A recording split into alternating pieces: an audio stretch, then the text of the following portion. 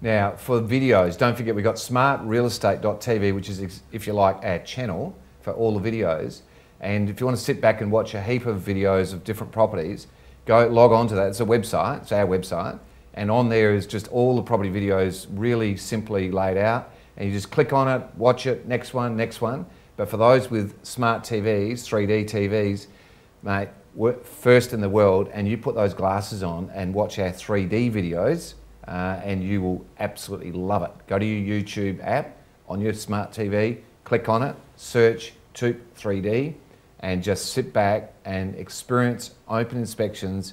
Like, it's just so cool. It's really cool. And if you've got a smart TV and it's a 3D one, chances are you haven't used it yet, so get the kids to help you. They'll find it in micro milliseconds. So make sure you go and have a look at it. It's really cool. Now, Tony Romano from the ANZ Bank, he finances the ANZ Bank, is that right? That's it. Tony's with us. Tony's, and with Kerry Ackmans, our GM Property Management. Now, Tony, in the break, we were chatting between ourselves about your property portfolio overseas.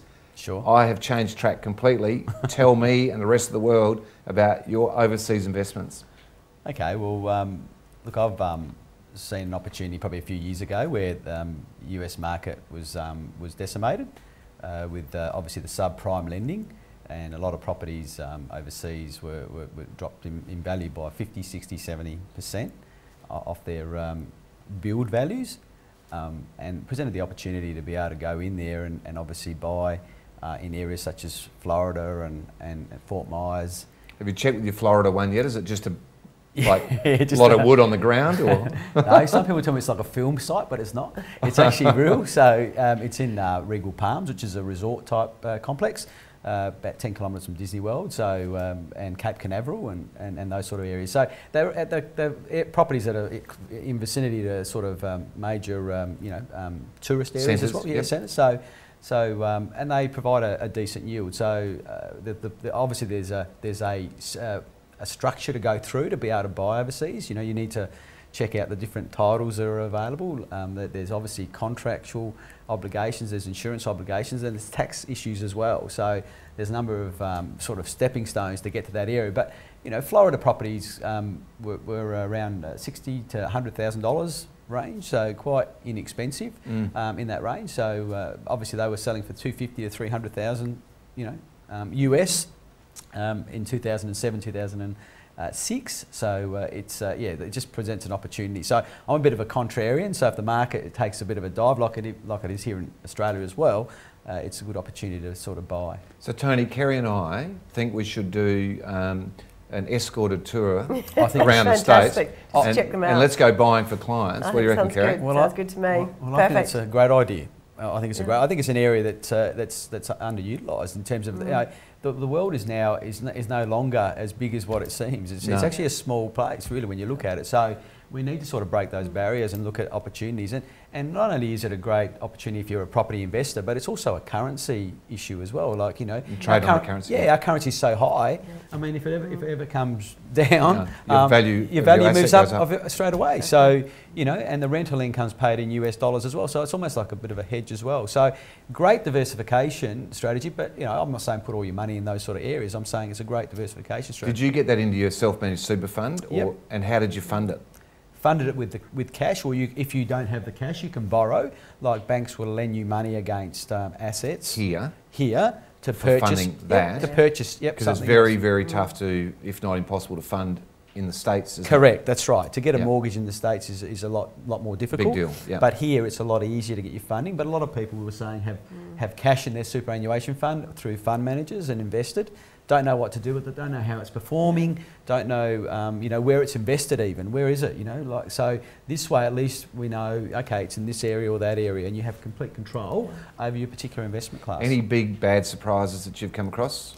In the US? Well, in your overseas investments, because you've got Spain as well. Spanish. Yeah, that's right, yep. No, I've come across none because if you bought, let's say for example, you bought in Detroit. I mean, Detroit is you can buy the whole street for $10,000 a property, which is incredible. But how are you going to rent it out there? It's almost like a ghost town, pretty much. So it's what I say is like you need to do your research and where you buy. and you need to also do your research in how you buy it, and also make sure that you're buying in an area that's going to give you longevity and capital growth. Yeah, well, Tony, I've been, the last trip I did was with Genevieve, my daughter, and we went and saw the worst hit areas of America and checked out all the real estate scene to see actually how the real estate agents dealt with it there, as opposed to buying. But there were a lot of local laws and very easy to get caught over there. Absolutely. I mean, for example, they have 4 types of deeds. In Australia, we have a certificate of title. Torrens title. There's four or five different types of titles. So there's titles where if you buy the property, someone come up and say, no, hold on, I've got an interest in that property. I'm going to claim against the property. So, you bought the property and all of a sudden someone comes back. So I've learnt that a warranty deed, for example, is the ultimate. The ultimate in terms of, but there's special warranty deeds which don't have the same security. So therefore, if you buy the wrong type of property, you could find lots of problems. And also tenants as well, you've got no real control. So the manager has to be very critical. Good. Absolutely. Yeah. And you have to change the locks on every time a tenant goes in, which is a different rule. You have to pay for new locks. Correct. That's right. So, wrapping up, investing... That won't stop me. US holiday sounds great. I reckon that. Kerry, I'm happy to, we'll carry each other's bags. All right. All right, so we'll do that. Good. Now, on a serious note, just to finish off, rentals, just a very short version. How's it tracking? Really well. We had great. Vacancy rate was 0.83% over the good peak season, moving into winter, starting to slow up a little, but still moving properties well. And as I said, it's an area of interest. I think we'll see more people invest. The only thing is a lot of renters are going into buying themselves. Rates are too good with the banks. So. Yeah, that's right, they are. Tony, final comments about the Adelaide market? Adelaide market is at the moment conducive to, I think, growth. I think the lending environment is conducive to providing the funding for that. And I think it's a great time to get into property at the moment if that's where you're looking to invest part of your portfolio. Big hoo-ha about, sorry, this is an extra one. Sorry guys, we're over time, but never mind.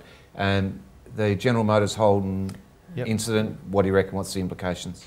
I think for the northern suburbs, I think the implications are pretty great, and not just for General Motors, but also the component manufacturers, and sort of cascades down the track, doesn't it? So all of a sudden you're going to have a lot of people who aren't going to be able to find alternative employment in a tough employment market. So I think I think the state government's probably been dudded a little bit with their investment in General Motors, but I guess General Motors had the chance to sponsor Port Power, but they sponsored Collingwood instead. So there you are. Yeah, exactly right. Yeah, run them out of town. Just on a property note, do you think any impact on property from just guessing?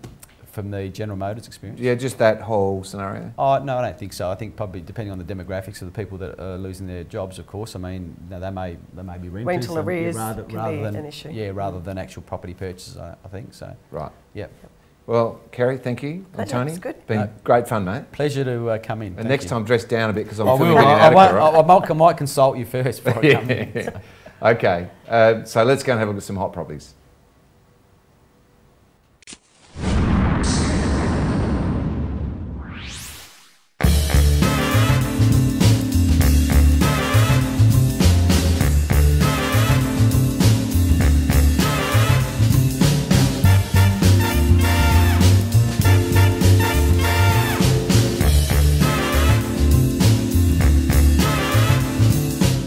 Well, that's all we have time for on today's show. And remember, if you're looking to buy or rent a property, then have a look at the new look toop.com.au.